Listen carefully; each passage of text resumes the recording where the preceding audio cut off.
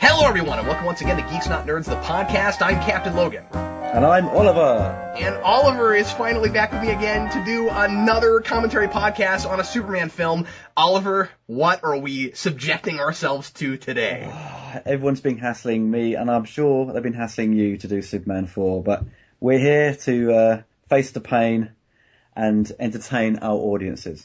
We're doing this for you, folks. Yes. Yes, indeed. Somehow I'm dreading this even more than I was Batman and Robin. No, it's going to be fun. This is far better than Batman and Robin. It's got Christopher Reeve in it, so it's good. You know what? That's true. It does have Christopher. You're right. Christopher Reeve would have marginally improved Batman and Robin. Exactly. Well, anyway, if you've not listened to one of these with us before, I don't know why you're starting with Superman 4, but make sure to rig up your DVD or your Blu-ray or whatever you're going to listen to or watch this with us with to timestamp 0 and hit play whenever we say now. Or if you want to listen to this just as a podcast, feel free to do that. That's why both the words podcast and commentary are in the title. And we will do our very best to give you some context for what we're talking about as we go along. Oliver, are you ready? I am indeed. All right, everybody hit your play button right now. Dun, dun, dun.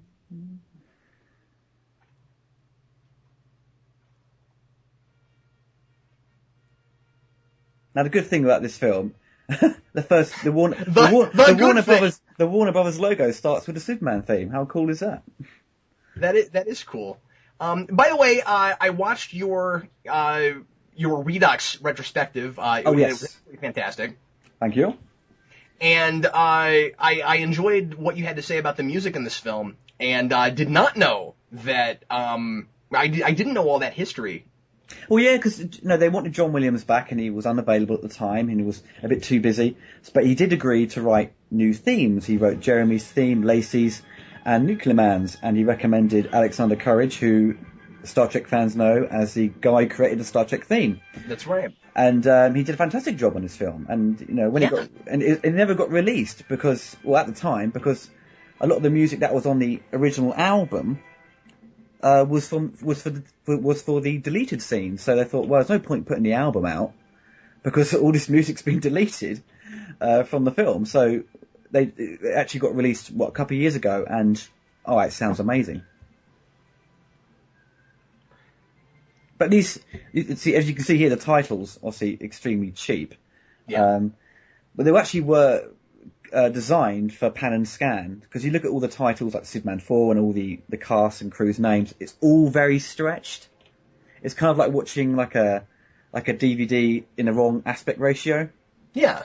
So if you watch it on TV, like the pan and scan version or one on video, the credits all look quite normal, actually the right size. So I think... Interesting. So when they did this, it kind of... I don't think they obviously saved money and did it 4:3 and then just stretched it out. But yeah, super cheap. I know in the writer commentary, he complains a lot about the titles and how he really wished they'd been able to make them look good. And then he goes on to say that about everything in the film. Yeah, I know. I mean, the commentary is very good on the DVD. Mark Rosenthal is a very interesting guy to listen to, especially in podcasts. And I found out today, through a YouTube user who pointed me in the right direction, that Wes Craven wanted to make this Superman film. Really? He wanted to move away from the horror genre and sort of branch out into other areas, but I don't think anything was worked out with ideas and stuff. But he was interested in doing a film like this. What I really appreciated about what Rosenthal had to say about it was that he didn't pretend like it was good. Oh yeah, but also he doesn't even as well take responsibility for some of the silly ideas in this film. Because I guess that's true. It's hard to tell how much of it was his. Well, supposedly about 85% of the movie, what they wrote is in the film. So in terms of dialogue and things like that, they Well, that's wrote. a good point. So yeah. I get that, but if the initial ideas weren't really his, then it's maybe kind of, you know what I mean? Like, okay, so you're having to write, dialogue and in a lot of places kind of dull and maybe even trite dialogue for something you don't want to be working on in the first place. Yeah. I can understand that. But he was very much wanted to do it. I think Lawrence Connor and and Mark wanted to do this film, and I think they're just sort of in pre-production. Once Cannon lost a lot of money, they lost loads of money on Over the Top, that arm wrestling film with Stallone. They spent so much money like paying for him, and it bombed, absolutely bombed. And this is late '85, early '86, so they were losing tons of money. So, and they cut the budget and didn't care. They weren't going to give Superman some extra attention. They had to save money across the board. So what you ended up with a film with a shortened shooting schedule, no money for hardly any money for post-production. But that's the thing, that's what happened. I mean, they got sort of shafted near the end, really. Well, actually, from the beginning, they got let down. And that's the biggest thing that kills it visually, because if they had known they weren't going to have the kind of effects that they'd had in the past, they wouldn't have set as much of this in space, and they probably wouldn't have had as many disaster shots. Well, that's true. I mean, and stuff like that. I mean, like if you're making a movie like this on a shoestring budget, you can work with your minimalism. But if you don't know you're going to be stuck with this much minimalism, and then you have to go in and shoot what you have, this is what you get. Yeah, I don't understand it, because if they knew from the beginning their budget's being cut, they'd think, okay, we've got to change this script quickly. We've got to cut this bit out, shorten this down, downscale certain areas. Too bad. I guess what I'm saying is it's too bad they didn't have enough time to just rewrite the script. Yeah. Like start over. Yeah. I mean, there's some chunks of this film where, it does, obviously it's very cheap, but from the beginning, I think this scene here, the Smallville scene, does look good. Yeah. I mean, this is all UK. This is like not far from me. And I think this set is still there. It's still standing in some farmer's, field.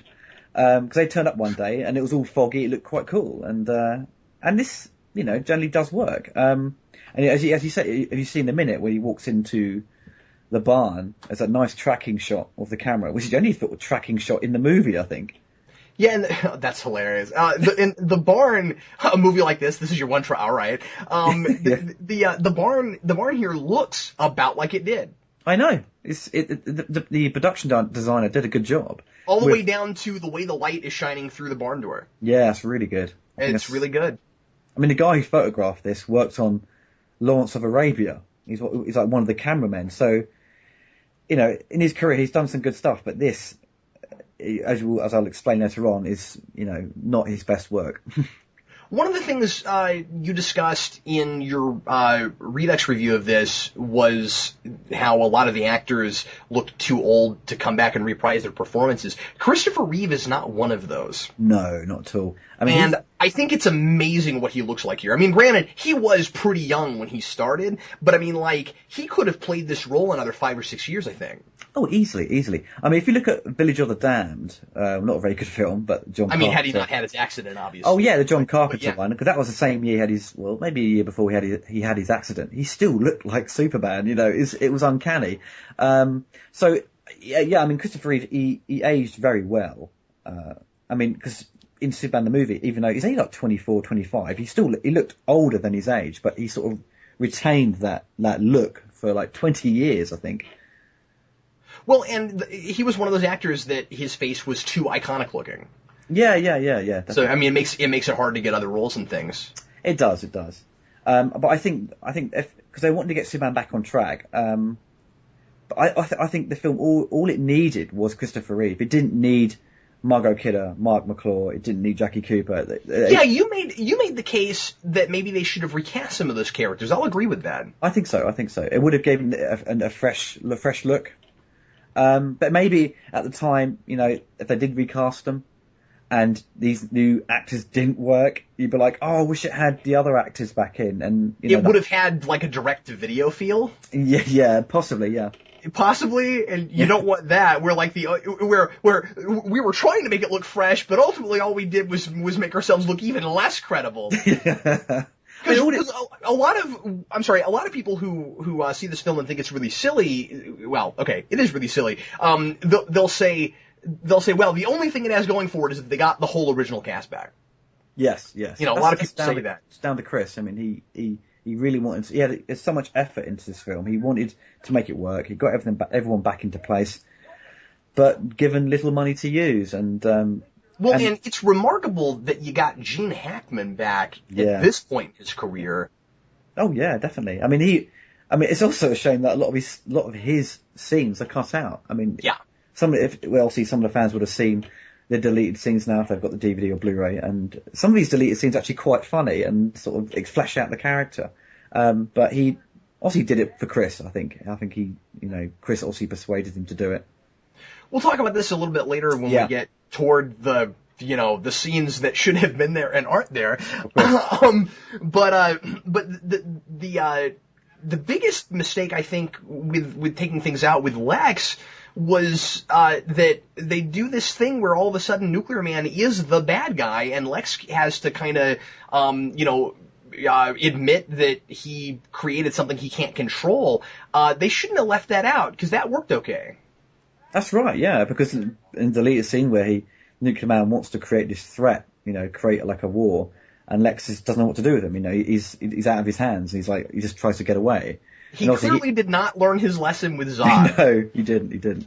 But the other thing is, though, the one thing is about this film, Lex does have a different motive in this film. He's not out after land, He's after, He wants to kill Superman. He does want to kill Superman, and it is that comic book mentality to it. So that does sort of reflect the comics to a certain degree. Yeah, I also don't think it's terribly inconsistent, given that, okay, that baseball would have totally burned up in the atmosphere anyway. Yep. But what works about it for me is, I mean, maybe the idea would have been, okay, we take out Superman and then we can go get land. But I mean, like, he is in a quarry. He's in jail again. We see Lex in these pinstripes so much. He's got decent reason to want Superman dead. Oh, exactly. As a villain. Did you think? It's not inconsistent. Did you think the guy he's talking to was like a sort of like a B grade sort of version of Otis? I've heard that. I never really had an opinion about that kid one way or another. I was kind of okay with the fact that it wasn't Otis again. Oh, sorry. No, there's like an obviously Lenny Luthor turns up now, but he was kind of supposed to be the Otis character, wasn't he? But there was like another prisoner he was talking to who reminded me of Otis. Oh, I'm sorry. No, I didn't even notice that. Okay. Oh, sorry. That's fine. Look at the zebra carpet. I want that car. Look at those speakers on there. It'd be amazing. The dashboard is zebra. It's so tacky, isn't it? That's great. And what's with the hair? But the weird thing is, obviously, I said in my Redux review, people dress like this now, which is quite funny. The sort of the hipster look. But it's all come back in, people dressing a bit ridiculous and thinking it's cool. But yeah, now he doesn't seem out of place. There was a period where this looked really stupid. Well, yeah, because I remember as a kid, I saw this when it came out to rent. I never got a chance to see it in the cinema. Obviously, you did, didn't you? Yeah. And you loved it, so you can't deny how good it is. Yeah, but I was like 5. Yeah. But this is the weird thing is, it's so cheap, this film, because it doesn't show you the destruction of this car. Oh, that's true. It's totally off screen. And then no payoff. Billowing smoke. It's like they've shot it, but obviously nothing exploded, so they probably cut it out. Who knows? And then we have to show these guys climbing out because it's a family film. Oh, exactly. And the guy on the right, he's some like Red Dwarf, and he plays like one of the clowns in Batman who's like dancing around Gotham City before that mafia guy gets stabbed in the face or the neck with that arrow. Or I've always been very jealous of all the things that I don't know. Oh, yeah, coming up now, like, when Superman, obviously Clark goes into the underground. Yeah, this is an American underground, isn't it? Very, it's basically, this is the London Underground. But somehow this is supposed to be New York. Exactly. Or we're supposed to be Metropolis. We'll mention that in a little bit too, because there's this great poster, in one of these scenes underground where it just says New York on it, and you're like, but we're in Metropolis. How does that work? Yeah, it was kind of like the English crew got confused, I think. They'd write New York instead of Metropolis. You think that's what happened? Yeah, I think so. I think it's down to the rush nature of it all. You know, they're like, okay, they're forgotten. No, because he's just British technicians. We're just going, yeah, we just need the money. Because when I first saw this, I thought maybe they shot part of it in New York. No, not at all. The only stuff that's in New York is the flyby stuff. Yeah, the background plates they've shot.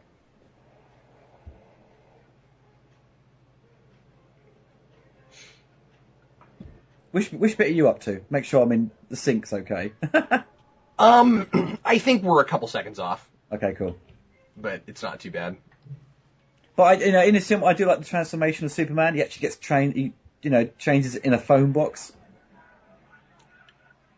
Oh, there it is. I just saw the the New York sign. They showed it, but the thing is, they clearly got a prop from somewhere because it was a picture of, it said Lady Liberty on it and then New York underneath. Yeah. Like it wasn't a mislabeled thing. They just got a poster they shouldn't have used. Oh yeah, exactly. He's got New York 118 or something, like some poster. Yeah. But the weird thing is that because the original idea was have Superman sort of careening down all these subway tubes and dodging other trains, make something exciting. But there's no excitement to this whole scene. No, he just puts his foot out and that's it. It's like a guy who's had a heart attack, who's got like trapped wind, who's gone, ugh, sort of fainted, and that's about it,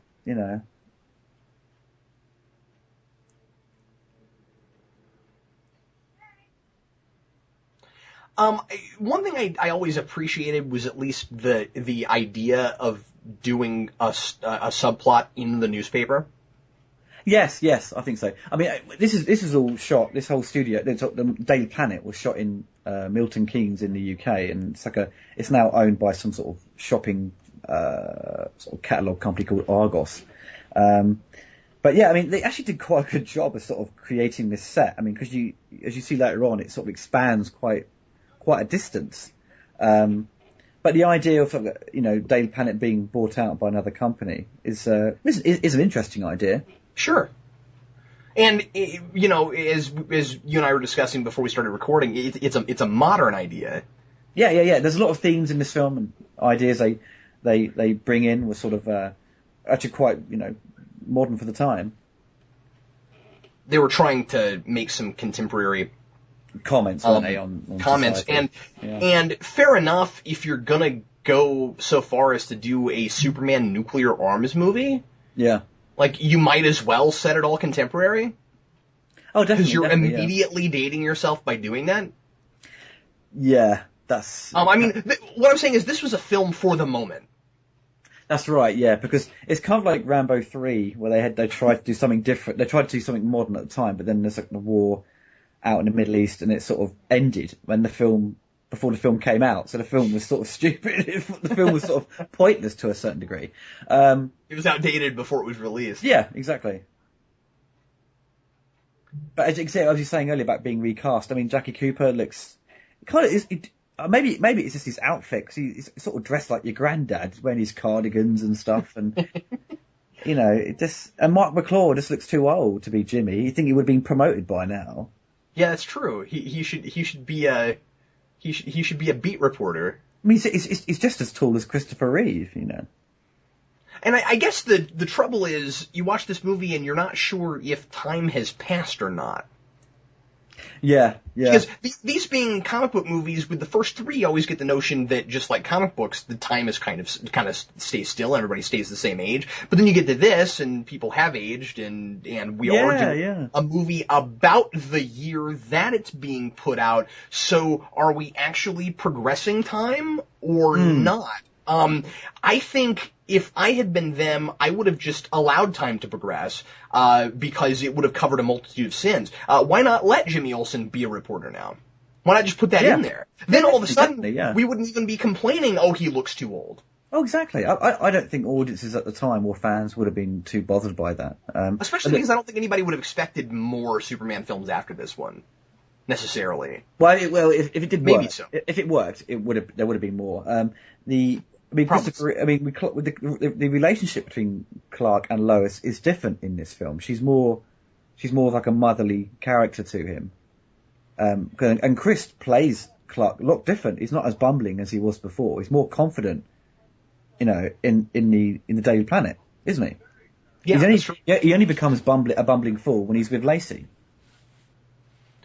Yeah, and I think they're trying to make some comment with that, just for his character, that, Yeah.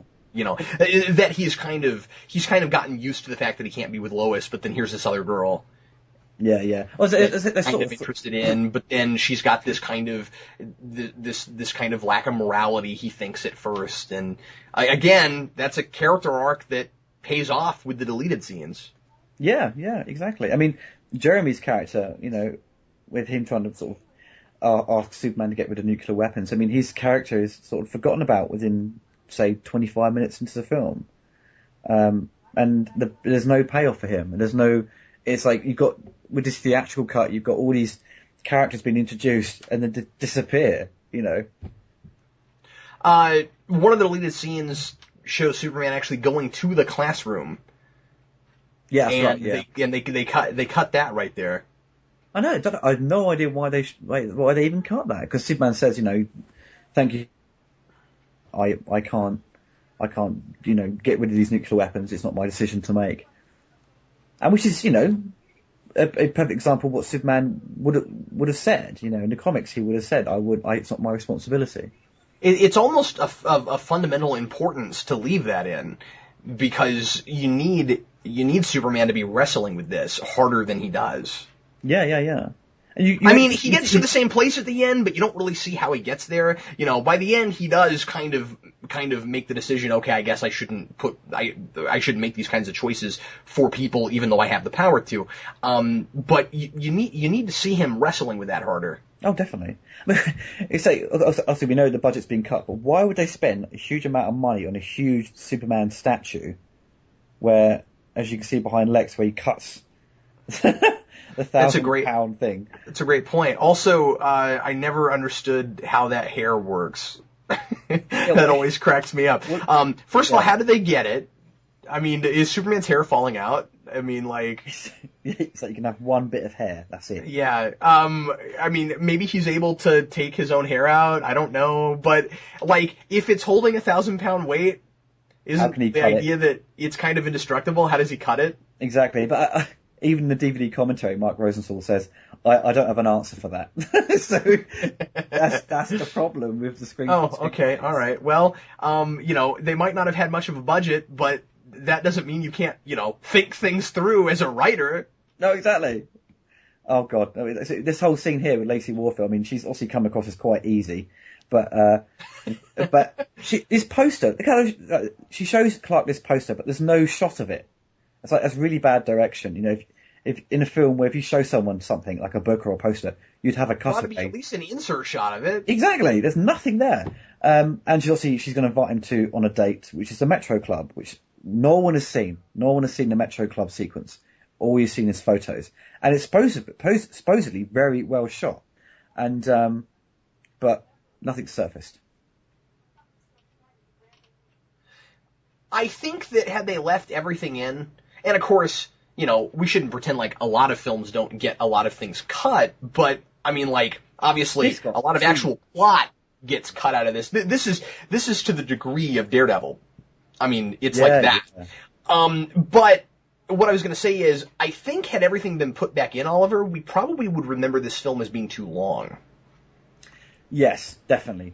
Well, it's kind of like everything in the deleted scenes is from a work print, so it's just everything that's been shot has essentially been left in. Oh, sure, yeah. They might have cut some of that. If you put everything back in, which I do have a cut someone had made where they put everything back in. And for the Metro Club sequence, they used some of the DC Comics adaptation of Superman 4 and put that in. Interesting. That's quite cool. And but it is a bit overly too long, and there's too much padding. The point I was going to make is, and you might find this somewhat of a radical thing to say, I think that there are a couple of things in the film that could have been cut in favor of some of those scenes. What do you think? What scenes do you think should have been cut? The big one is the scene at the apartment where Superman pretends to be Clark and Superman at the same time goes on far too long. Yes, because obviously they've done it in a way, well, when we get to it, obviously, but they've done it in a way which is supposed to homage sort of maybe the 60s sort of comedy, sort of romantic rom-coms where they've got running in and out of doors. It's edited too slow. The pacing's dreadful. It takes forever. Yeah. And we left that in instead of things that actually made the film make more sense. I mean, we took plot out in favor of that, and that's just a big, long, dumb comedy scene that doesn't need to be there. I think they think it does. I think they think it's the thing that gives you time with him and Lacey. Okay, but then they cut out the reason we're even supposed to care about that at the end. I think it's kind of left in because they've cut out the Metro Club sequence and they've left in the bit where Lacey goes, let's go on a date. So to the audience, they probably feel the date he has is with her later on. But then she asks him out again at the gym. So there's two scenes where she's asked him out on a date, but you don't see the payoff of the first date. I would also assume that that's there so that we've got more Lois in the movie. Yeah, I think so. This whole scene here, I mean, with Clark, I mean, because I think we've already had Jeremy's scene cut out, so, and there's obviously to understand the confliction between him. So now there's more scenes of him being not sure what to do, which do work in the context of the story, but because a lot of it's been cut out, he seems too conflicted already, unsure what he wants to do, and upset. That's a good point. I actually forgot that was there. Yeah, I mean, this scene, it works. It's shot okay, and, Chris does a good performance. Yeah, and it's trying to breathe a little bit. I mean, I appreciate that. The thing in the fortress with the elders, I can't take seriously. It's bad, isn't it? So what's happened is we've gone from Brando to the mom to now all we've got left is the elders. Yeah. I mean, I think that's hilarious. They got the voice of Susanna York, his mum, in this film at the beginning. Why couldn't they have hired her? Use her again? Yeah, to do the sort of hologram sort of, scene again. That's a good point. Yeah. And they actually built a huge set, right, for this fortress scene, but it's hardly used. All you've got is close-ups. And there's production shots of this massive set they built, but all you've got is close-ups. It's bizarre. If there had been a Superman 5, the Superman would have gone to get advice from a hologram of Crypto the Superdog. Exactly. He probably would have given better advice than these lot. So. This is something out of like it's something of a cheesy 70s show, they're sort of saying betrayed like 5 times. Betrayed. Why would he speak to the council? The council wouldn't be restored on the crystals. No, that doesn't make any sense at all. Brando didn't trust the council. Yeah, in fact, didn't he build the pod outside of their jurisdiction? Exactly. And they weren't supposed to know about it, and it was a big secret. Now they're in the crystals, and they're all acting like Jacob Marley. Yeah, exactly. Oh dear. But Superman sees the hologram and he's like, "Oh, this isn't really here. It's just an underdone turnip." But there's a scene, isn't there, like in the deleted scenes where he has a nightmare about being a child and Krypton exploding, which is really good. I think could have been left in the film. And then he wakes up and Lois says, "Oh, you're late for work or whatever." And then he bumps into... I wanted to ask you about that deleted scene. The voice in the background on that scene, is that supposed to be one of the elders, or is that supposed to be Jor-El? Jor-El, but it's like a bad impression. It's like a really bad impression. Yeah. But they replicated the set as well, which is quite interesting. But obviously downscale, downsized it. But yeah. I mean, these scenes, all the scenes with Clark and Lois, the dialogue's good. I like it. It's not bad. It's because they always have great chemistry, Chris and Margot. But yeah, the acting is good. It's all been destroyed by this, by the wobbly special effects coming up. Not just that, but this is all entirely pointless. I know. It's entirely pointless. I hate it. It makes me angry. It actually makes me vehemently angry whenever I watch this movie because, it makes Superman look morally reprehensible. Oh yeah, he just throwing her around and sort of putting her life at risk. Well, no. Well, what I mean is, he's constantly wiping her memory. Yeah. What? He's going to give her brain damage. I mean, like, yeah, really, severe dementia, you know. Yeah, he must completely 100% understand all of his powers and exactly how they work in a way we don't. But it's also it's kind of weird though, that deleted scene of this whole sequence is really long. This whole flying sequence was originally, you know, a lot longer. Yeah, and honestly, all this is doing is retreading the first movie, but it looks a lot worse. Yeah. What is the point of it? I would have cut this out. Yeah.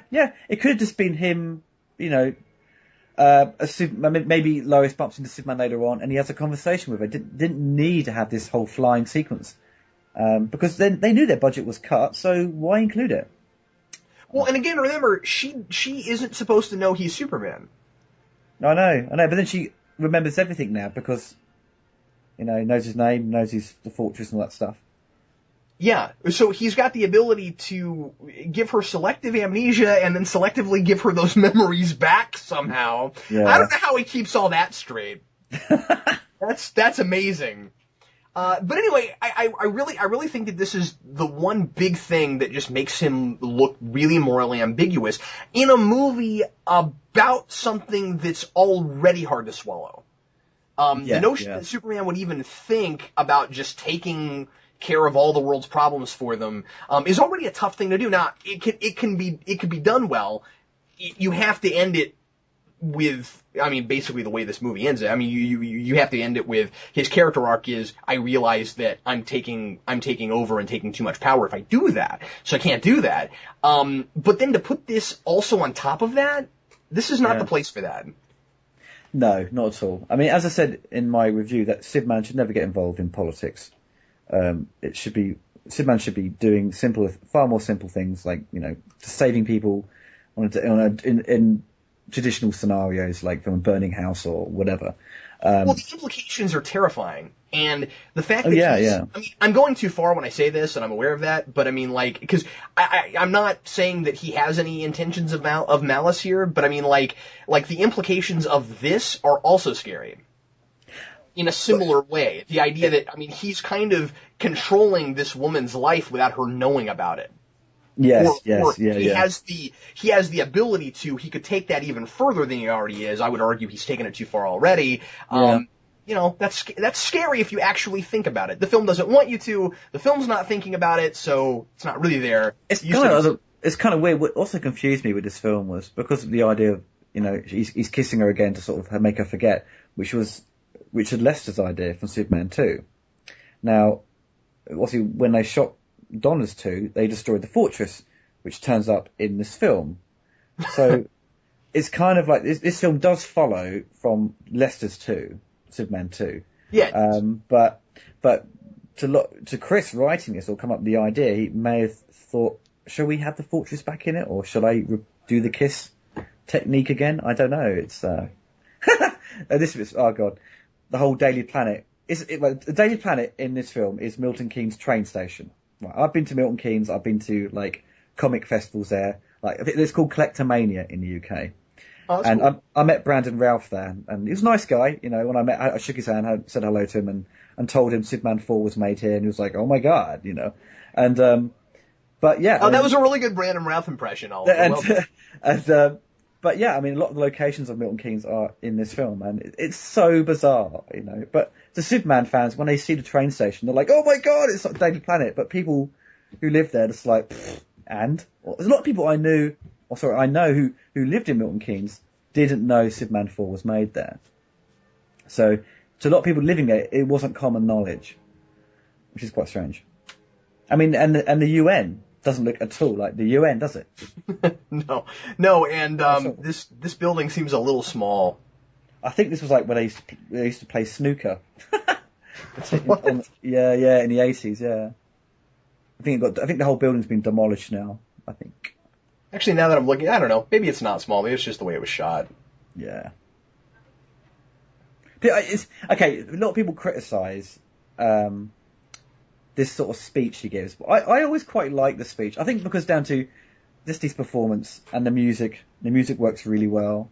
But it is, I suppose, a little bit silly and a little bit pretentious to a certain degree. But it I think this is played off quite well, I think. What bothered me about it wasn't the speech itself, it was the way everyone reacts to it. Okay, well, I was sort of applauding and cheering that it's going to get rid of nuclear weapons, but I think the idea of removing nuclear weapons is a silly idea anyway, because weapons, countries have weapons there to avoid war, as they say.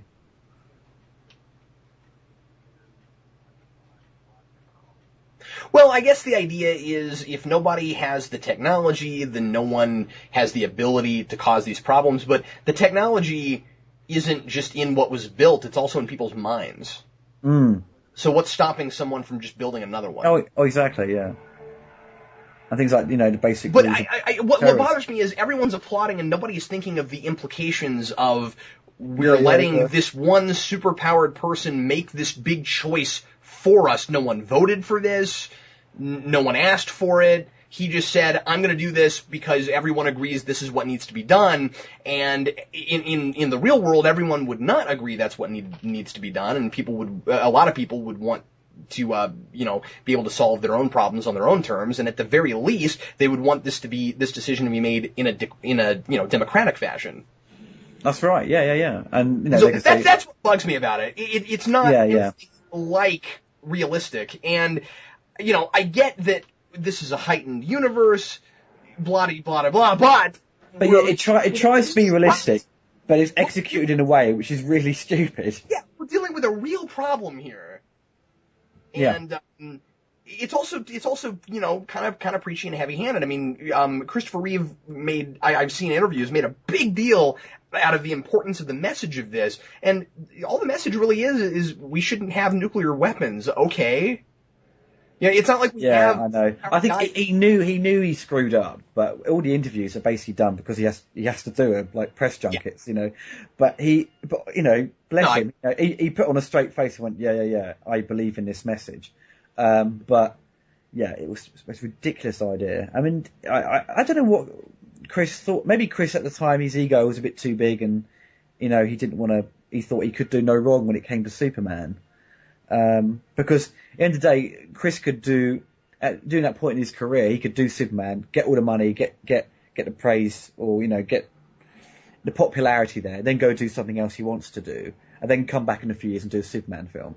And I think that's probably the idea with this film. Okay, go back to Superman, do what I want to do, then go make some sort of art house movie, Well, and I don't blame Christopher Reeve as much as I do the deal that was made, because the mistake was really give Christopher Reeve creative control over Superman, because he's not a writer. No, he's not. No, and there were ideas that he may direct it or he did a second unit, but Chris is a professional stage actor, and there's no evidence of him writing material. This isn't the first project that a person should write on. No, I don't think. I mean? Yeah, he's not like. In the first film, you've got Tom McKenzie as like a creative consultant, and who knew Superman in and out, But Chris, I think he thought because he played him, he knew him exactly. The same with Batman Returns, Michael Keaton cut out loads of dialogue for Batman because he knew Batman wouldn't say this, wouldn't say that. It's like, wait a minute, you've played Batman once. You shouldn't be saying what Batman should be saying. Yeah, and not to go too far off in left field, but not only did Michael Keaton only play Batman once, but he didn't even know if he wanted to do a sequel because he was scared of playing the same part twice. Exactly. And kept talking about how, well, if I do another one, I have to figure out how to play it differently because I can't play the same part twice. I mean, he was in this total, every movie is different, so I have to play it different mentality. So obviously, he doesn't get Batman well enough to do that because he doesn't even think he should play it the same way. Exactly. By this point, Chris has played Superman 3 times, so he kind of knows what Superman should be saying and what he should be doing in Christopher Reeve's version of Superman. Yeah, sure. Well, and he invented a clear method of this is Superman, this is Clark Kent. Yeah. Oh, definitely. Yeah, he's the authority on that. He invented that. But that's all him. But he's not the authority on what Superman should be doing. Essentially, should do or not in the basis of a story. Yeah. Oh, it's Jim Broadbent. Although I also feel like he should have known better. Yeah, I definitely. That's just me. But I mean, no, I'm with you. I think his perception was clouded by his popularity, probably. Yeah, yeah. And this film ended up ruining his career, you know. Yeah. A downside. That's really sad. You know, it gave him his career and took it away, you know, essentially. It's quite weird that Jim Broadbent is in Superman 4 and he's in Indiana Jones 4. That's bizarre. Now, having said all that, this is not a film I can take super seriously, because obviously, A, look how silly it is, but B, it always felt to me like a movie that just had no business being made. At all.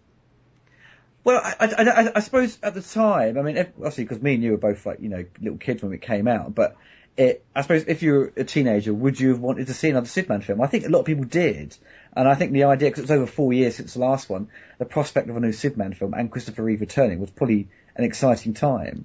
But well, that's true, but I mean, like with a real studio and.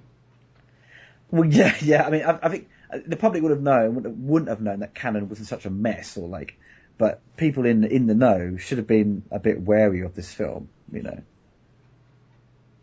This whole the idea, obviously, with Lex and Lenny creating Nuclear Man, it's obviously it's supposed to be, you know, homaging Frankenstein, isn't it? But yeah, don't try this at home, kids. Exactly. It's really weird though. The thing he's grown, I always thought to me, looked like a chicken when he puts it in the thing. But this whole set, I mean, you've got a great looking set, which is all been deleted from the film. When you've got Nuclear Man 1 when he's created. I will say that this scene where Lex pretends to be a general and he's got a stogie and everything, this is really funny. I think it's good. I think he's definitely having fun with it, you know. And he's got like more of this sort of like promotional sort of badges on him than everyone else. That's a good point. He looks the part too. Oh, definitely. But you can just tell even by the set, the location is so cheap. You know, there's hardly any set dressing to it. It's a very sort of empty room, and that's a good point. And there's a huge field with nothing on it. Yeah, just like typical miserable English weather as well. Yeah, it's all cloudy. It's like it's shot in like February, I think.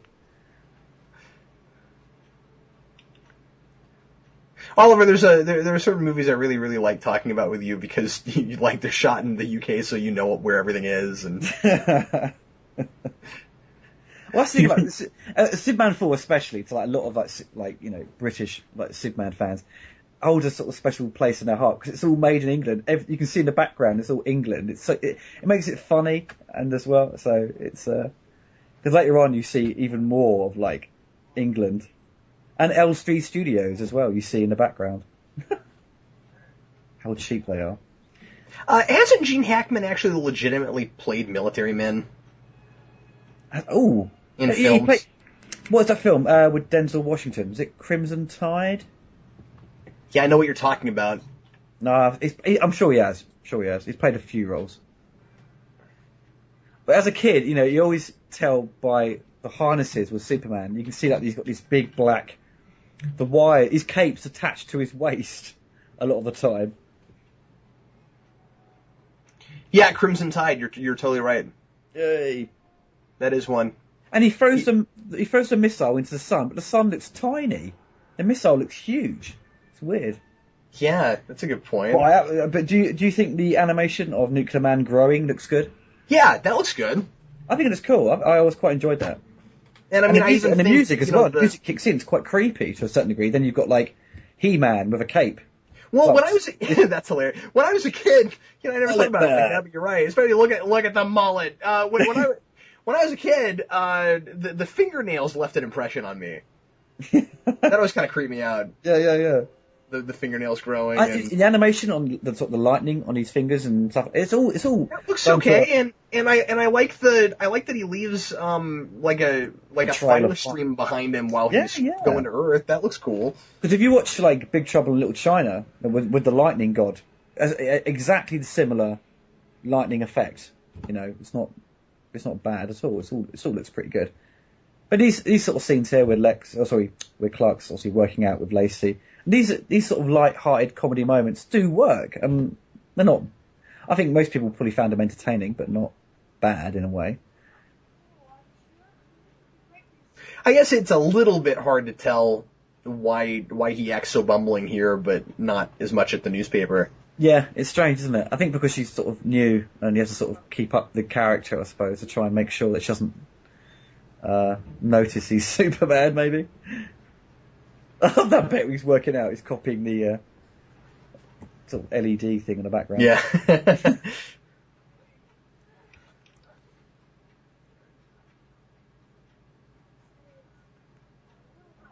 Well, I got nothing to say about this. When the bloke who comes along is like, he's a complete douchebag, but yeah. He doesn't look that buff, does he, to be working in a gym? You think he'd be like stupid. No, that's true. He's acting like, look, and that's why Clark's got to wear this like giant hoodie thing, or like sweatshirt thing, so that it's hiding his muscles, so that he won't look more muscular than that guy. Yeah.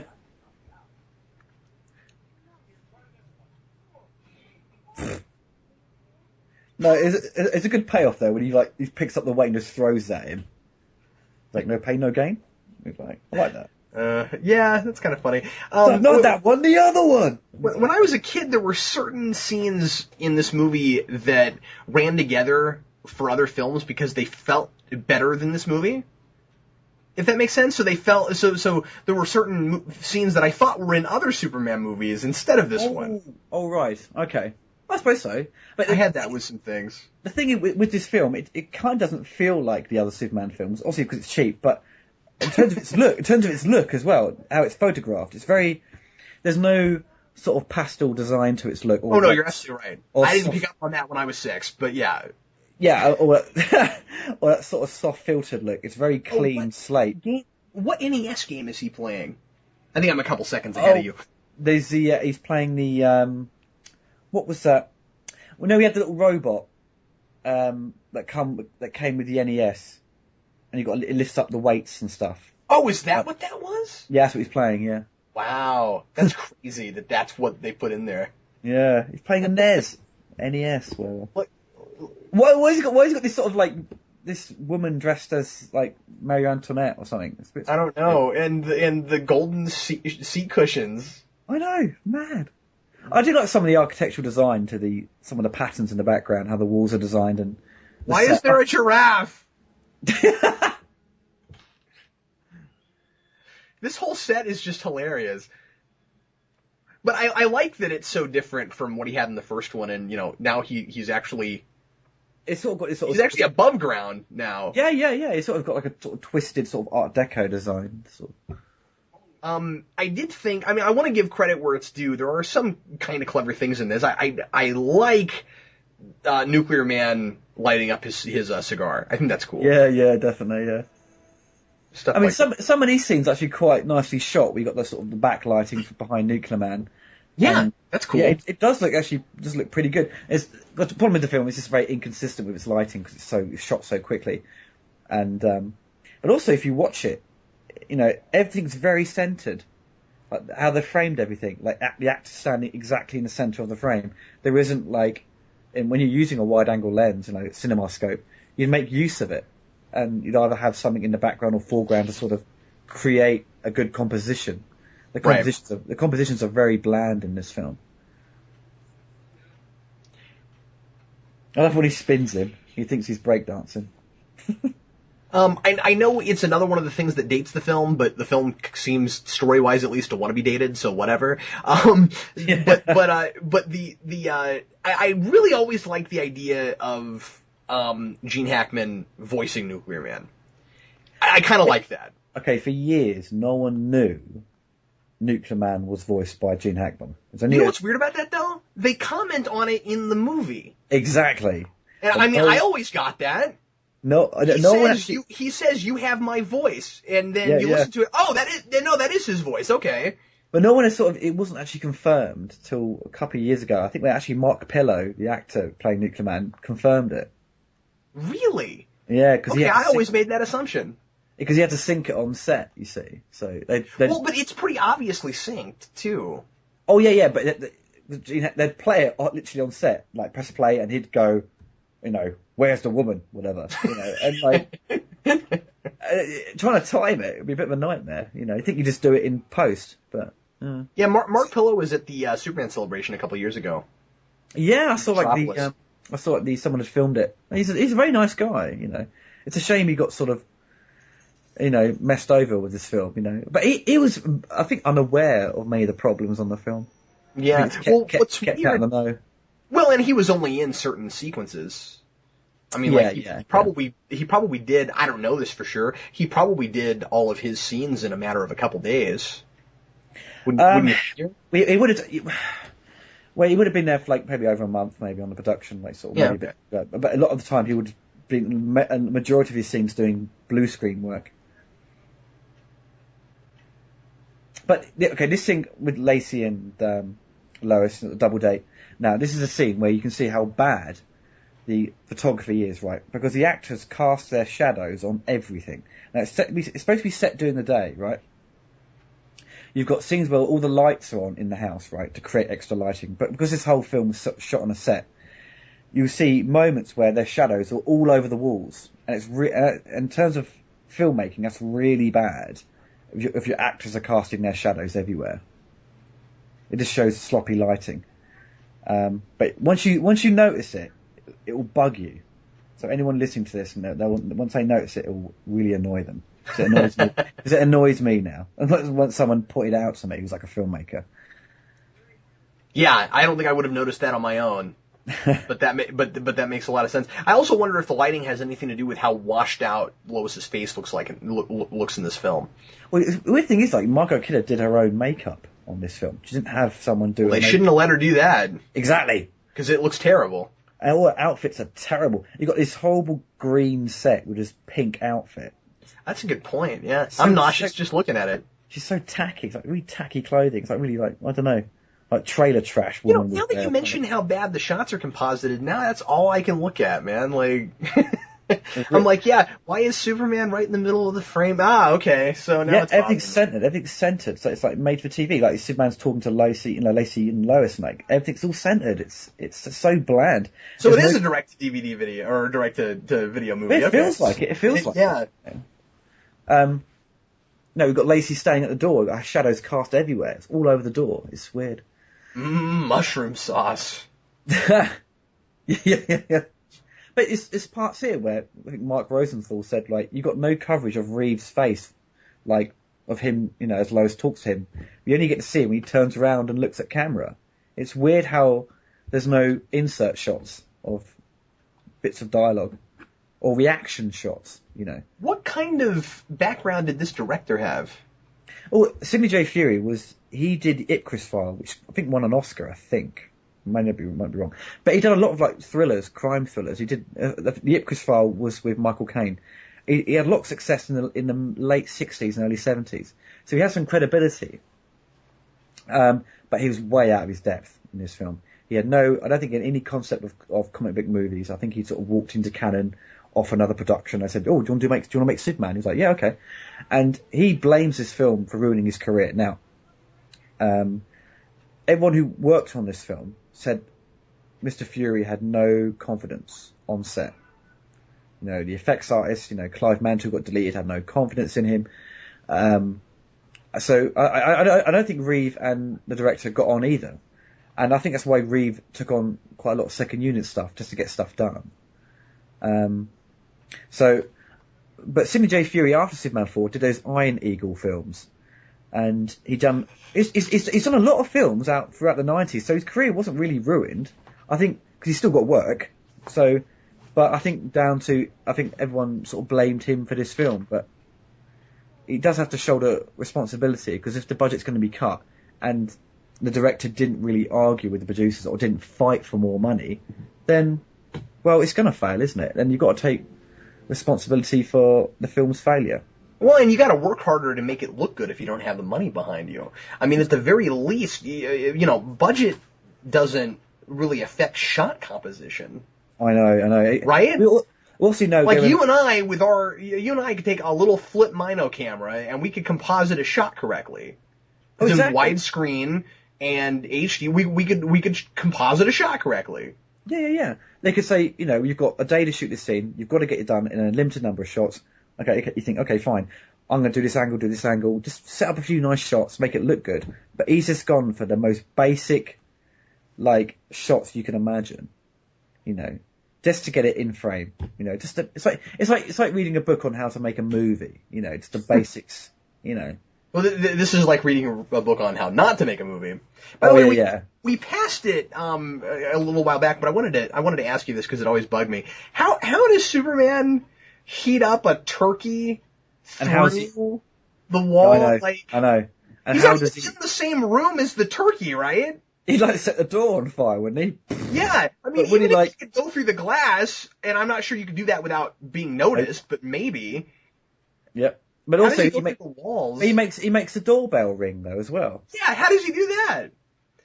That is the most useless superpower ever. I know, the doorbell power. Yeah. I mean, I always complain about telekinesis beams and the big plastic S. No, now he can just make a doorbell ring with his brain. But once he comes back in as Clark, he's back to being, the great Clark that he is, just sort of bumbling and bumping into everything. He's great in this scene. I like these moments, but the editing is too slow and sluggish, and it's directed so, has no concept of what he's trying to shoot, I don't think. I get the sense that what little money this movie had was through product placement. Yeah. Well, I'm joking, but oh my god, is there a lot of product placement in this movie? There is. That was Panasonic. What the hell? Isn't that the Godfather's? No, I thought that was like Jerry Seinfeld's restaurant. It's not. I mean, I saw a box of checks, and there's been Burger King and Coke, and it's quite a few, isn't there? Yeah. Yeah, quite a bit. I mean, these movies always had a lot of product placement, but this one it seems kind of broad. But I think most of the film's budget went on paying the actors. I think, didn't it? Yeah. That's about it. I think. Well, you mentioned in your Redux review that Christopher Reeve was offered $4 million to come back. Is that what he got paid ultimately? Yeah. He got paid that, and but I think he got sued after this film. I think because the idea he'd used was taken from another idea that someone had come up with for Superman, and I think it's in 88 or 89 he had to go to court about the idea of this film. Wow. Did he win? I'm not entirely sure that if he won. I think he may have lost the case. I'm not sure. Wow. I think it may have been discussed upon in a sort of biography by someone else. Why would you steal this idea? No idea. He must have been drunk. But it's kind of like. I mean, even if he didn't. Maybe the concept might have been sound on paper, but then he sort of used that idea and weaved it into his own script. But yeah, I don't want to be too judgmental. What we got clearly wasn't what he wanted to make. Exactly. Yeah. He wanted to deliver a sort of very special message, and make something of it. But what we got. But I will say that this is a really good case for something I've always said, which is you don't start with a message, you don't start with theme when you're writing a story. Those things come from character development and from concept. Where if you're gonna do a Superman kind of science fiction thing, what if Superman did this, then maybe it would make sense to extrapolate from that. Well, let's do something about nuclear weapons. But if you start with, we need to make a message about nuclear weapons, you're not going to make a good film. Exactly, because it's going to be preachy, no matter how. Exactly, yeah. They start with that straight away, don't they? And that's the main issue. That's probably ultimately the buzzkill. And the original idea for Nuclear Man was to have him be a clone of Superman. So Christopher Reeve playing two Supermen on screen, which would be like Superman 3 again to a certain degree.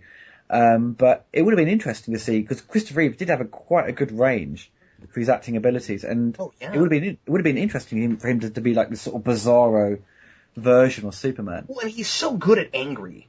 Yeah, and Superman 3 I does it love really seeing good. angry Superman. Well, and my favorite shot in the first film is when he's raging at the camera.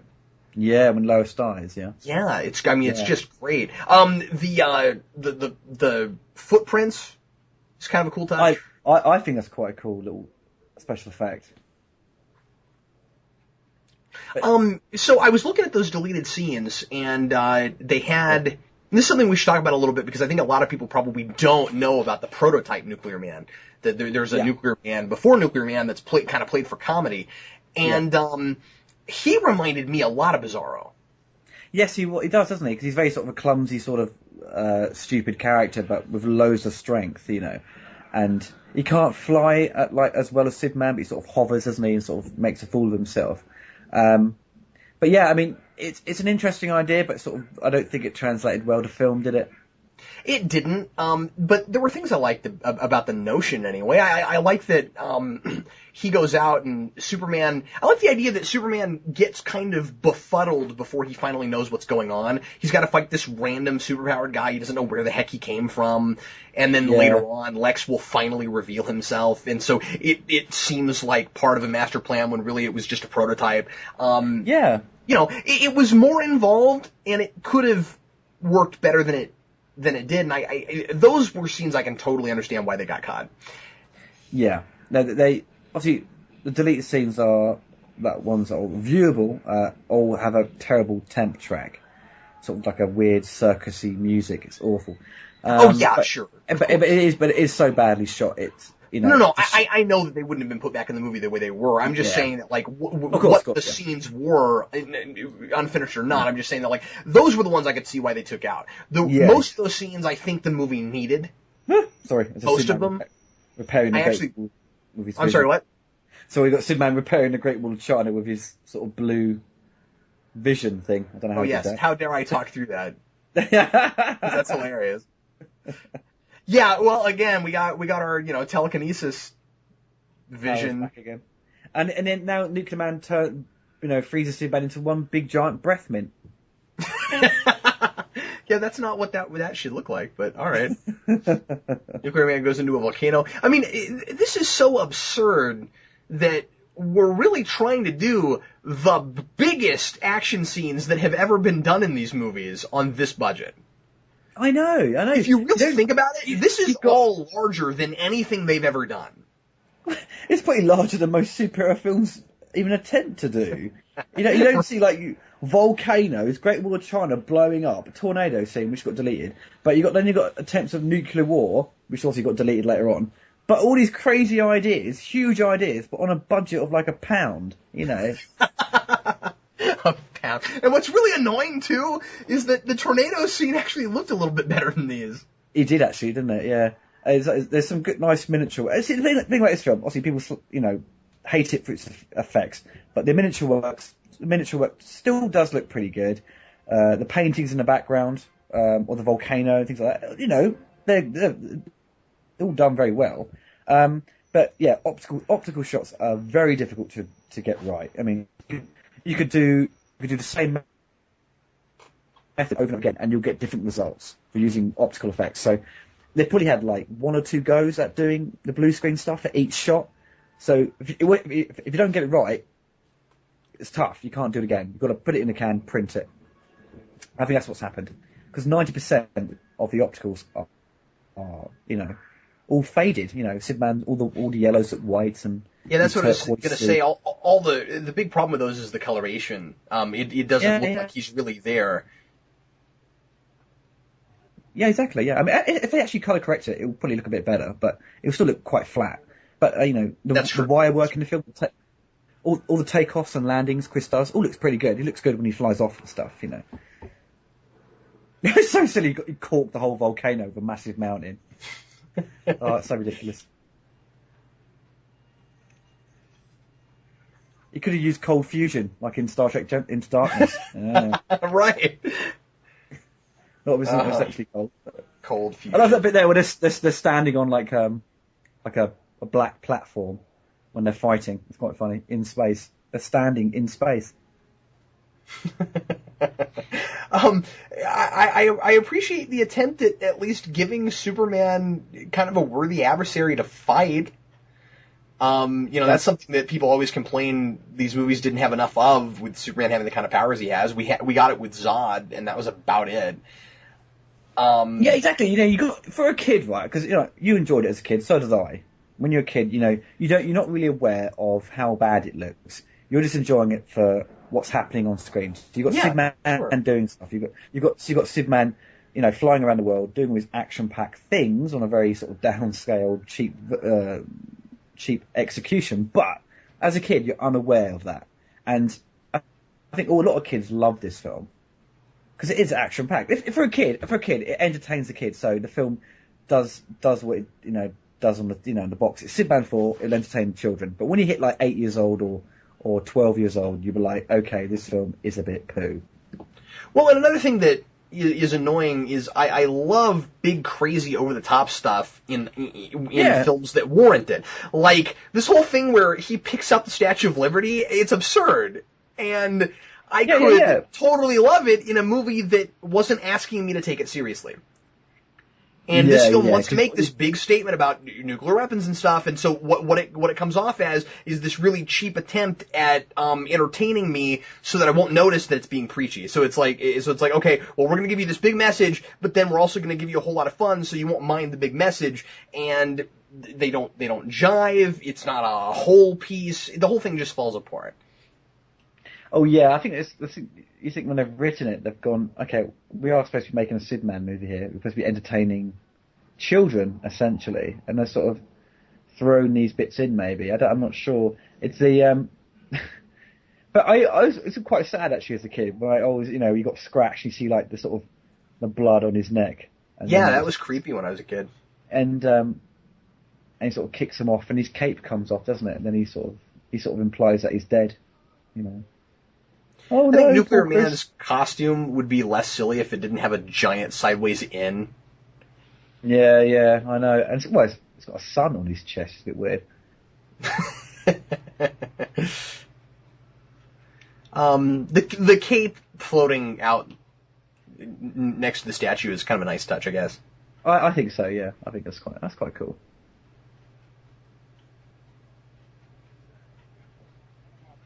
But yeah, I don't want to be that guy that's like, well, the movie's bad, but the music's good. But like the theme for Nuclear Man is a pretty good theme. I think so. Yeah, if you listen to it by itself, it does have similar. Because I think someone may have uploaded the whole track on YouTube. Someone can try and find it.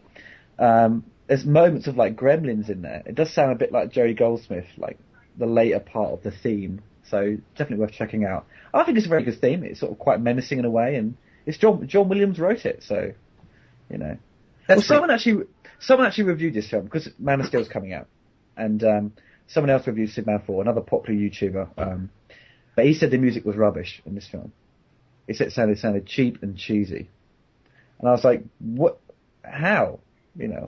And he said it didn't sound like John Williams. I said, "Well, if you actually researched it, it was actually written by John Williams." So it's kind of weird that some people sort of didn't like the music and. I don't know. I think it's a perception thing. I think you're looking at a movie that doesn't look good. You don't like the story. You don't like some of the acting, and so it's popular to criticize it.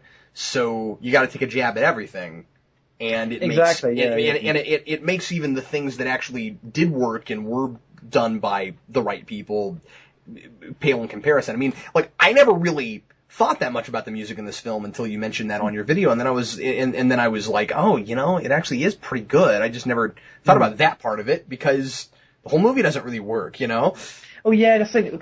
Film music generally, composer. You've got a talented composer, the music will sound good anyway. I mean, the only sort of budget he would have if he's got a reduced budget, he would just have less time to score it, and maybe have a smaller orchestra.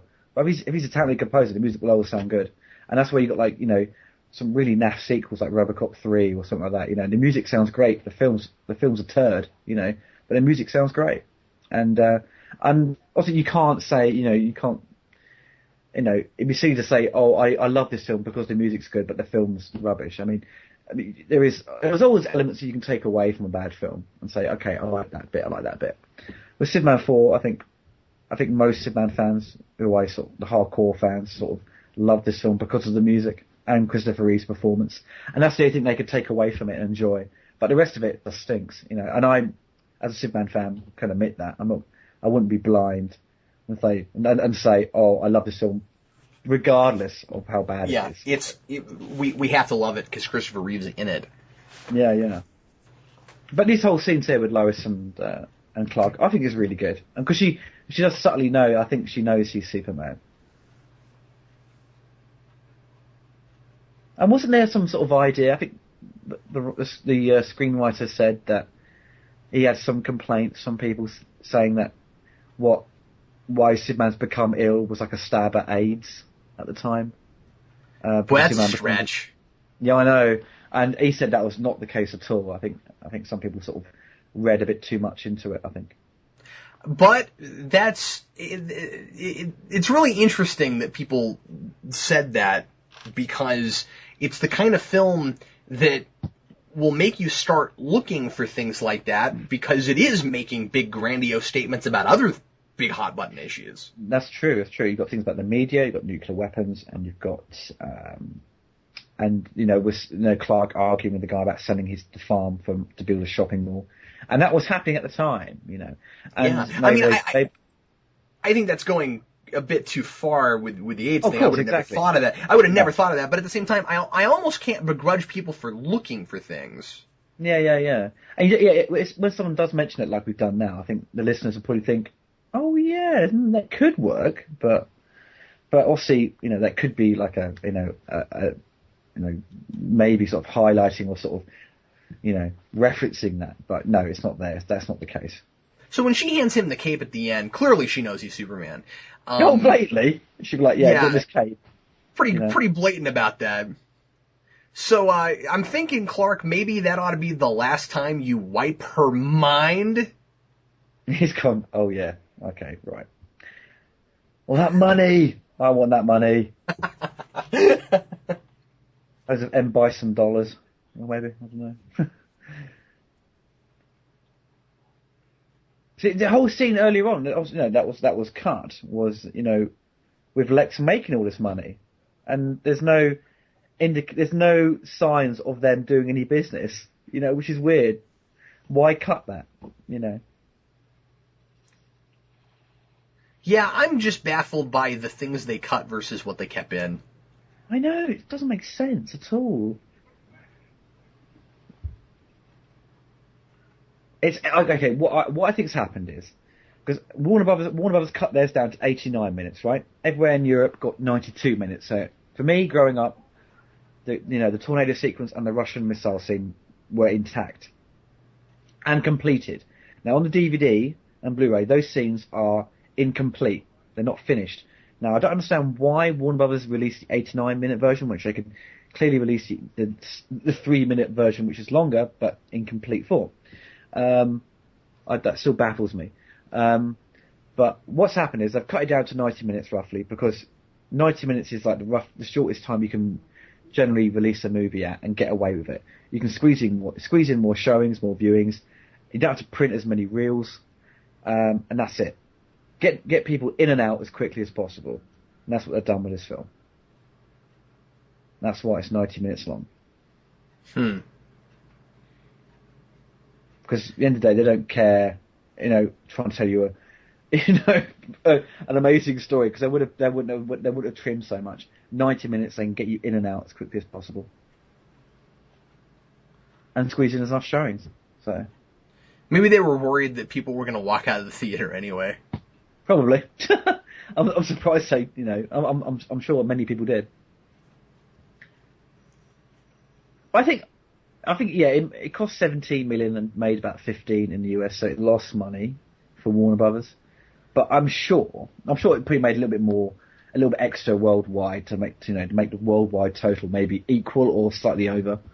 But I'm so sure they barely made their money back. Barely made money back, but they probably made quite a bit on video, and this is on TV a lot. I think in America it was shown quite a lot on TV. So yeah, when you take all those deleted scenes out, he sees Lacey's picture in a paper and he goes after her. Yeah, exactly. And Where's that's the woman?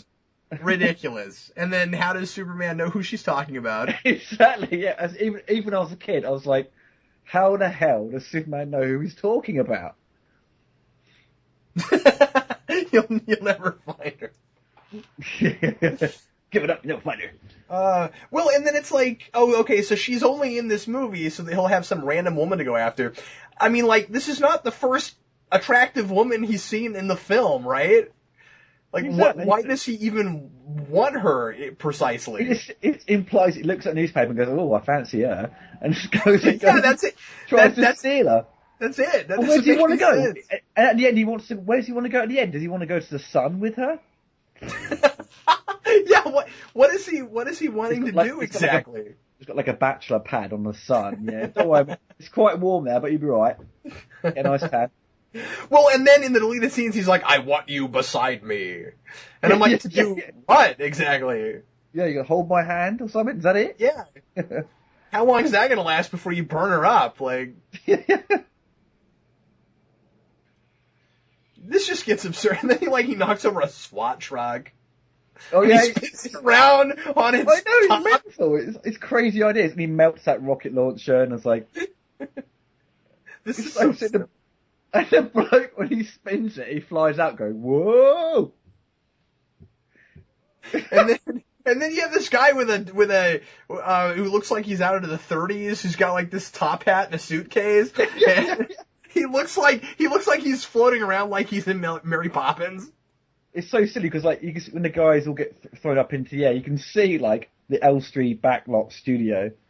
Oh yeah, that's New York. Yeah, I believe you totally. I believe you. That's New York. Wow, Nuclear Man, why are you so angry? You saw a chick's picture in the newspaper. There's a great shot though when Superman gets in the lift. Nuclear Man goes "Rah!" and fires all this fire, but it's a quick shot there how they did it, but it does look really good. And then he flies through like a million stories.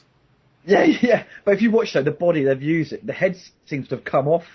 It's like hanging down. It's really quite weird. But anyway, it's a good miniature of the windows exploding. I don't know why they'd explode, but never mind. Like maybe he's blowing off in them. It's like as he goes up. Bad flatulence.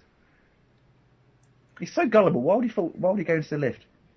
Well, Superman's taking no prisoners here. He's like, Exactly, like, I'm gonna put him in this elevator.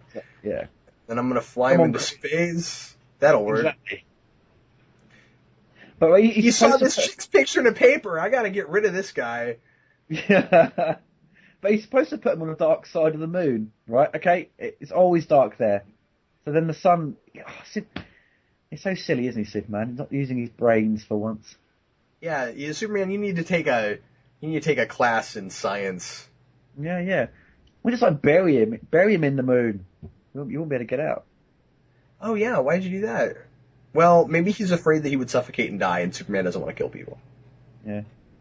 There you go. As Chris takes off, he's going to fly into those black curtains. What? But, clearly, flying those black... Wow, you can see the wires. Oh, man, you know what? I've heard people say that for years, and I could never figure out where they were talking. You can see the wires on the moon. And what makes it worse is it's supposed to be this nice patriotic moment where he sees the flag and he puts it back up because it's tilted. But you can see the wires while he's doing it. I can't see him on mine. Oh. Well, it wasn't while he was doing the flag, but right before it. When he lands, you can see the wires. Oh, right, okay. I was like, what? But like that. It's really.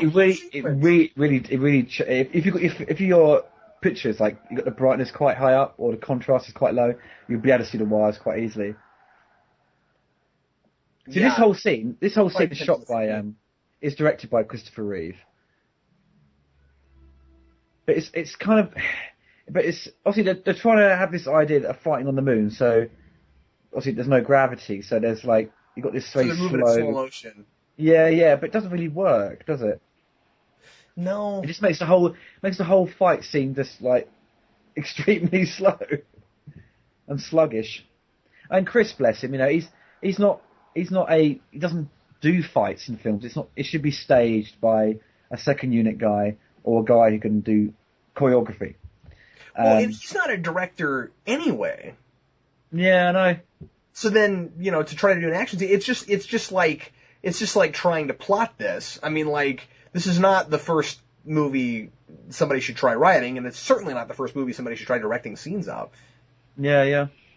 Apparently, this scene was actually a bit longer as well, but there's always been discussions that the moon fight was a bit longer, but I don't know what else they've cut out. Yeah. There's shadows, and then there were some pretty silly stray shadows right there too. Yeah.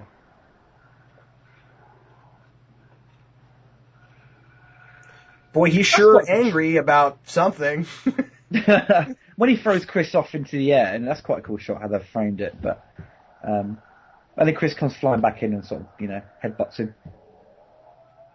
I mean, I realize this guy was created to destroy Superman, but he's gotten away from Lex now, and now all he wants is this girl in a newspaper. Yeah, so, I know. The fact that he is...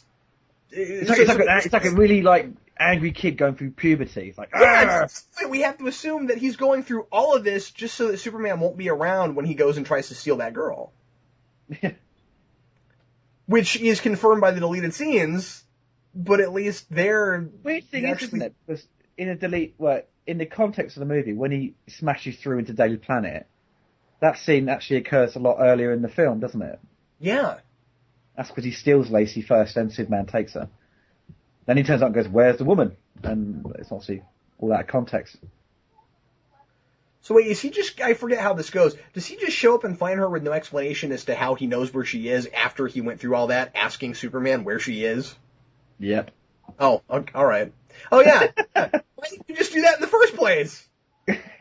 Because at this point in time, she hasn't even seen Nuclear Man. She's going to burst through and go, she's like, "Huh, who are you?" Yeah.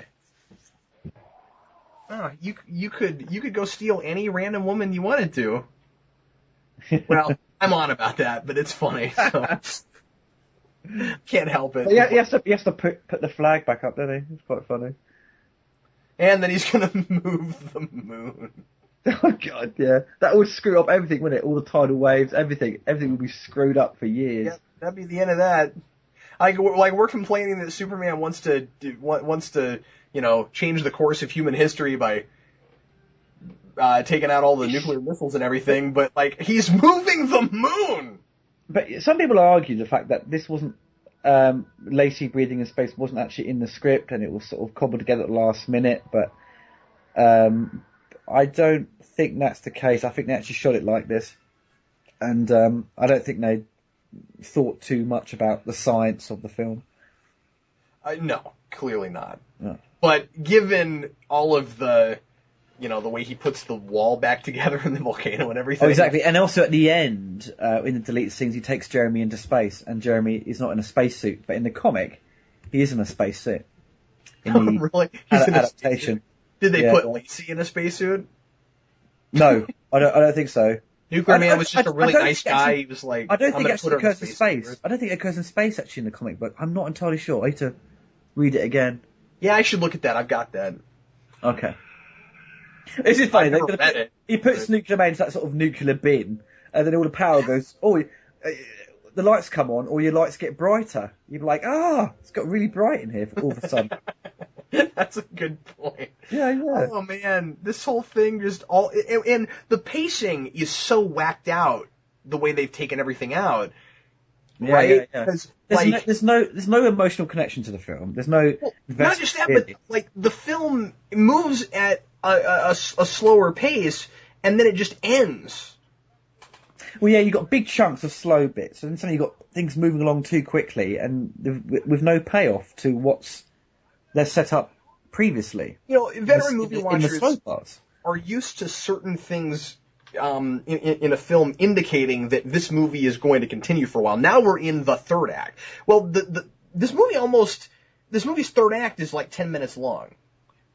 Yeah. You know what I mean? It's got a somewhat proper first and second act, although there's still stuff missing that shouldn't be missing. But then, the third act really should be the climax of I'm not saying I like this, but just that, what it was. Nuclear Man goes to steal her, and then we have all the stuff with the Russians and the nukes and stuff in the deleted scenes that they took out. That all should be the third act. Well, the third act just ended in about 8-9 minutes. That's right. Now they've got this whole ending bit to sort of tie up loose ends where they didn't go anywhere, because this whole the ending is supposed to include Jeremy and to sort of round up the whole message of the film. And it's just so lazily done at the end, where someone's gone, yeah, okay, I shouldn't get involved in, politics. Yeah, how did you come to that decision? Was there something about the fight with Nuclear Man that made you decide that? I mean, there's nothing there. When you put the deleted scenes back in, it makes more sense. Oh, definitely. You see Superman come flying down now, but you can see in the reflection of the train station in Milton Keynes, you can see the big crane holding him up. That's great. Anybody who hasn't seen those deleted scenes, I mentioned the thing with the nukes.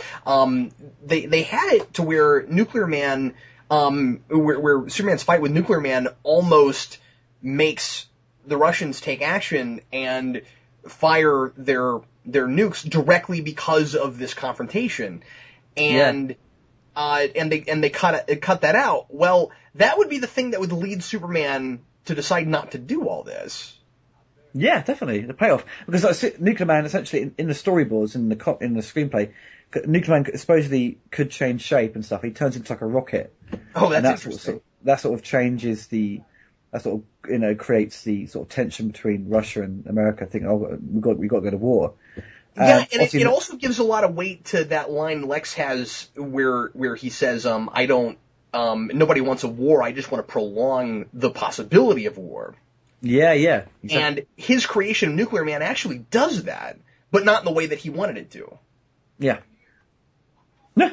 It's like a British motorway. So funny. You got like the same cars, like 3 or 4 cars just sort of going past. You got that school bus keeps appearing. Yeah, and also these aren't cars we have in America. And the way he's steering like left and right like a maniac, but he's going down a straight road. Was he at least driving on the right side of the road? I think he's driving on the British I can't remember side. what it was, but the other day I saw some movie where everybody was driving on the left side of the road, but it took place in America, and I was like, well, that doesn't make any sense. Nobody drives on the left over here. Well, the boys' school there, that is actually the front of Elstree Studios. It's crazy. Cheap. Mozart's back.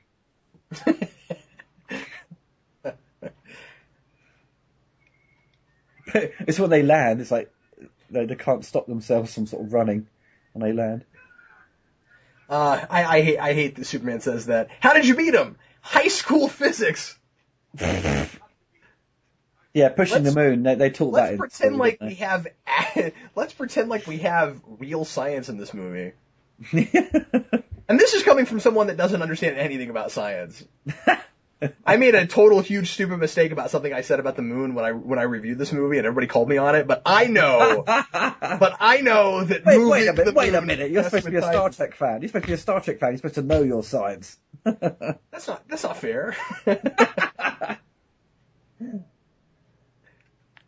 Well, at the end of the day, at the end of the film, you've got a repeating shot from the first film. Yeah. Yeah. Which I end up crediting the original effects artist in the end credits, which is quite weird. Really? That is weird. I had to credit them, yeah. Wow. Look at these hazy closing credits. Yeah, I know. I remember on VHS, I was like, you can barely read them. I can't. It's kind of hurting my eyes. It's like these credits are like a filter of fog, you know. Yeah, I'm like, I feel like I've been up till like 1 or 2 in the morning, and I'm driving, and I'm looking at the lights. Kind of. But yeah, at the end of the day, I think if someone did, well, I've seen a fan edit of this film. I've got it, and it does work, on a narrative level and makes more sense as a film. But it was too much baggage with all the deleted scenes put back in. I know if Warner Brothers, they probably never will, but if they went back and re-cleaned this film up and put certain scenes back, I wouldn't be upset if they left out the first Nuclear Man because it doesn't really work. But all the other scenes they left out, if they put them back in, it would make the film, more enjoyable. It'd be better. Oh, exactly. It's still a bad movie. Oh, definitely. But would you say Batman and Robin is worse than this film, or would you say this is the worst like superhero film and like the fourth in a series? I was joking when I said that earlier. They're not comparable. Because Batman and Robin is confidently made, right, on a production level, right? Yeah, that's the thing. It's confidently made at a production level. It's not asking to be taken seriously for the most part. It wants to be corny, and the real giant problem with it is it's in a continuity that's been asking me to take it seriously the whole time, but B, it's also just not funny. Like, if it was actually funny. Yeah. Okay, I can take it on its own terms, but it's not funny. This movie is insulting in a way different sort of way. Yeah. It's insulting towards intelligence, right? But when it tries to be funny, there is moments where it is generally funny. There are, but overall the movie wants me to take it seriously, and it does. There's a lot of things that are unintentionally funny, and also the story is too preachy and in your face, and it's not about characters, it's about this one big thing. I'm supposed to leave this movie holding a picket sign that says "Stop Nuclear War." You know what I mean? I don't want that in a Superman movie. You know what I mean? I don't want to be. No, you don't know. Yeah, you don't know. But I think Superman 4 is, because being a Superman fan, I would say it's better than Batman and Robin. But I think because just down to sort of the good intentions of the movie. You know, I couldn't tell you which one I would rather sit down and watch. Yeah. I don't know. Well, I think Batman and Robin would probably be more funnier to watch, actually. Yeah. It's more, it's just, you know. That's all I meant when I said that. Look how short these credits are. They're pretty short. I think there's a lot of it's been cut out. All the people that were involved in will delete stuff. Oh yeah, that's a good point. All the cast and crew, all the extra people, mental. A Canon film, a symbol of cheapness. Pure scum, they are. When did that company finally go under? Must have been 1990, I think. The last film they released theatrically was Cyborg with Van Damme. Wow, I've never seen that. Yeah, it was pretty bad film. But then they went on to produce, like, one of them left Canon and went on to produce a Captain America movie. Yeah. Well, Oliver, here pretty soon, we've got Man of Steel coming up. Exactly. Just under a week. Just under a week. Yeah, which I'm stoked for. In fact, I don't know if this review or if this commentary will get posted before then. Hopefully so. And anyway, so obviously we're not going to get the Superman Returns before that comes out, but that'll be the next thing we'll do a commentary on, and we should try to do that soon, since we got kind of Superman fever going on right now.